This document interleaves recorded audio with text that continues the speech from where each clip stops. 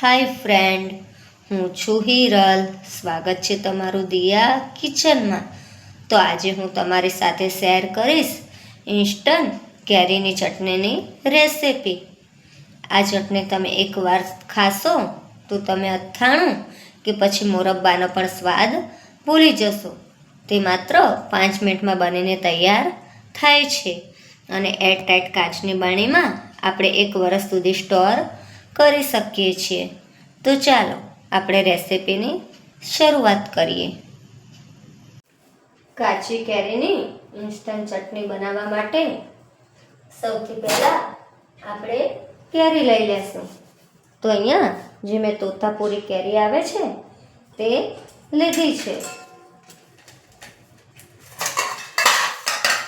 તો આ કેરી છે તે 200 ગ્રામની છે. તો પહેલાં આપણે છે કેરીનો આ રીતે પાછળનો ભાગ નીકાળી લેશું અને આગળના ભાગ પરથી પણ થોડી નીકાળી લેશું અને છાલ તેને નીકાળી લેશું.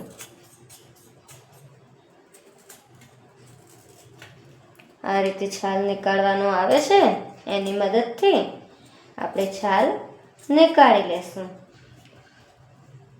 આપણે ચક્કાથી પણ છાલ નીકાળી શકીએ છીએ. જો તમારી પાસે આ રીતનું ન હોય ચક્કુ, તો તમે આ રીતે ચક્કાથી પણ છાલ નીકાળી શકો છો. તો કાચી કેરી છે એની આપણે બધી છાલ નીકાળી લેશું. તો અહીંયા મેં કેરીની છાલ નીકાળી લીધી છે અને આ છાલ છે તે આપણે ફેંકી દેવાની નથી. આનો પણ આપણે ઉપયોગ કરી શકીએ છીએ. છાલ છે તેને તડકામાં સુકાઈ જાય પછી આપણે મિક્સરમાં પીસી અને આમચૂર પાવડર તૈયાર કરી શકીએ છીએ. તો આ છાલ છે તે હું સૂકવી દઈશ અને આની રેસિપી પણ હું આગળ તમારી સાથે શેર કરીશ. હવે ચટણીની વાત કરીએ તો કેરીની છાલ નીકાળી લીધી છે.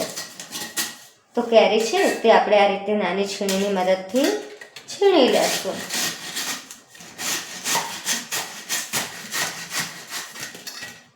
આપણે આ ચટણી બનાવવા માટે તોતાપુરી જે કેરી આવે છે તેનો ઉપયોગ કરવાનો છે.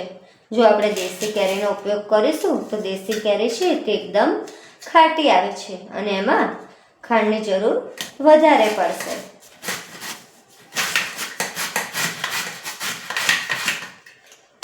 તો વચ્ચેની ગોટલી રહેવા દઈ અને કેરી આપણે છીણી લેશું. કેરી છે તે મેં આ રીતે છીણી લીધી છે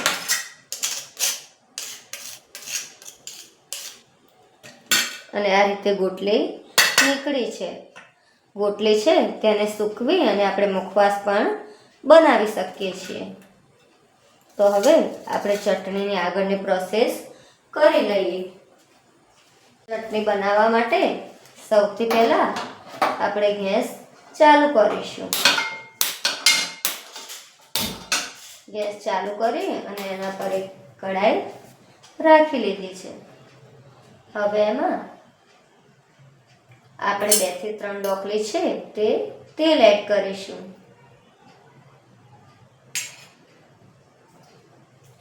જે રીતે તમારી કેરી હોય જેટલી માત્રામાં એ પ્રમાણે તમારે તેલ લેવાનું છે.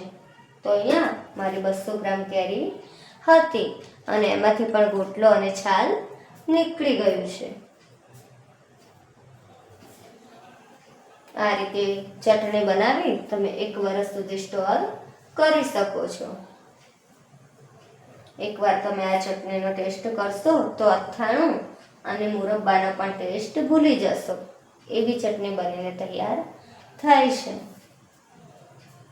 તેલ થોડું ગરમ થાય એટલે આપણે એમાં જીરું એડ કરીશું. જીરું ચટકે એટલે એમાં 3 સૂકા મરચાંના ટુકડા એડ કરીશ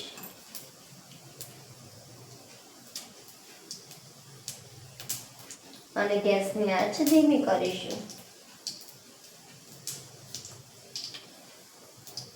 પછી આપણે જ્યાં છીણીને કેરી રાખી છે તે એડ કરી લેશું.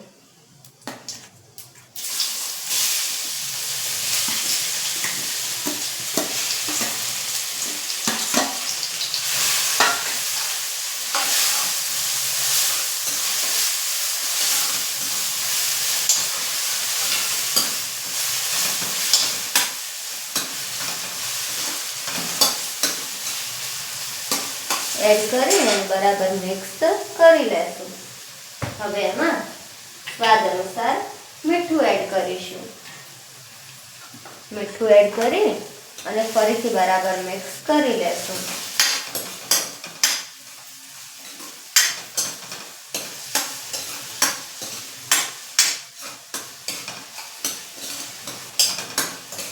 હવે ગેસની આંચ છે તે એકદમ ધીમી કરી લેશું.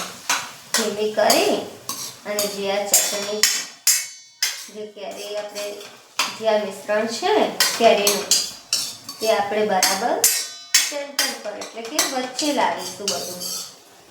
અને એમાં આપણે ખાંડ એડ કરીશું. તો ખાંડ છે તે મેં અહીંયા 100 ગ્રામ લીધી છે.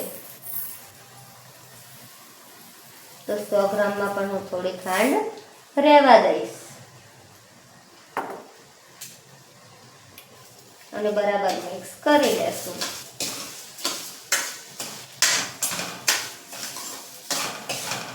તમારે ખાંડની જગ્યાએ ગોળ એડ કરવો હોય તો તમે ગોળ પણ કરી શકો છો, પણ ગોળ એડ કરવાથી ચટણી છે તેનો કલર થોડો કાળો આવશે.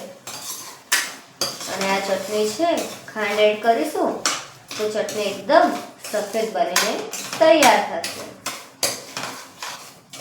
તો હવે ખાંડ મેલ્ટ થઈ ગઈ છે. તો હવે એમાં હું થોડા કાજુના ટુકડા એડ કરીશ. જો તમારે એડ ન કરવા હોય તો તમે સ્કીપ કરી શકો છો. આમાં તમારે સૂકી ખારેક એડ કરવી હોય તો પણ તમે કરી શકો છો. તો હવે ગેસ બંધ કરી લેશું.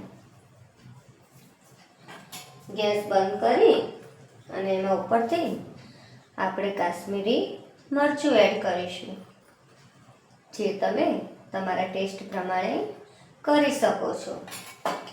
કાશ્મીરી મરચું છે એટલે આનો કલર પકડાશે પણ તીખાશ એટલી બધી નહીં આવે. મરચું એડ કરી અને બરાબર મિક્સ કરી લેશું. મરચું છે તે આપણે ગેસ બંધ કરીને એડ કરવાનું છે. જો ચાલુ ગેસે મરચું એડ કરીશું તો મરચું છે તે આપણું બળી જશે અને મરચું છે તે કાળું પડી જશે. તો તૈયાર છે આપણી કાચી કેરીની ચટણી, જેને હવે સર્વિંગ બાઉલમાં લઈ સર્વ કરીશું. તૈયાર છે કેરીની ઇન્સ્ટન્ટ ચટણી, જેને એરટાઇટ બરણીમાં આપણે 1 વર્ષ સુધી સ્ટોર કરી શકીએ છીએ. તો તમને આ રેસિપી કેવી લાગી? જો તમને ગમી હોય તો વિડીયોને લાઈક, શેર અને સબસ્ક્રાઈબ કરજો અને બાજુમાં રહેલી બેલ આઇકન ટિક કરજો, જેથી મારી રેસિપીના નવા વિડીયો તમારા સુધી પહોંચી શકે. તો મળીશું એક નવી રેસિપી સાથે. ત્યાં સુધી બાય બાય. Thank you.